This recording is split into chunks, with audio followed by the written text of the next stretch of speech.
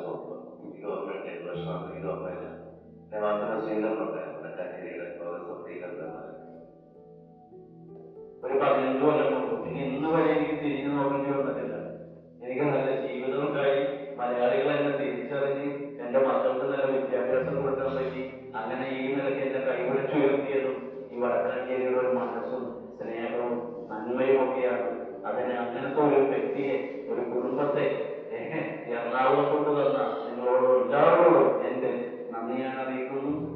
നവാസ് എന്നുള്ള ഒരു പ്രതിഭ അത് ഒരു ജൈവിക സൃഷ്ടിയായിട്ട് നമുക്ക് വേണമെങ്കിൽ കാണാം. പക്ഷെ അതല്ല, നവാസ് എന്ന് പറഞ്ഞാൽ നവാസാണ് നവാസിന്റെ സൃഷ്ടി.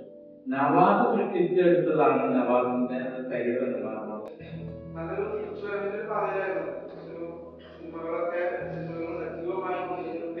സമയത്താണ്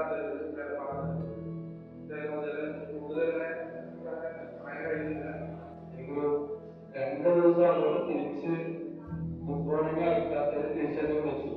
എന്താ നീ നിനക്കൊരു പ്രശ്നം എന്താ, എന്താ നിനക്ക് അതിന്റെ മെസ്സേജ് കണ്ടില്ലല്ലോ എന്ന് തിരിച്ചെന്നെ. ആസ്കാനൊക്കെ ഞാൻ അങ്ങനല്ല, കുറച്ചെങ്കിലും നമുക്ക് ഏത് കാര്യങ്ങളും സംസാരിക്കാനും എന്തെങ്കിലും സംഭവങ്ങളൊക്കെ ഉണ്ടെങ്കിൽ അതിന് ഒരു അതിനർത്ഥമില്ല. എന്ത് കാര്യങ്ങളും സംസാരിച്ച കാര്യങ്ങളൊക്കെ പറയും.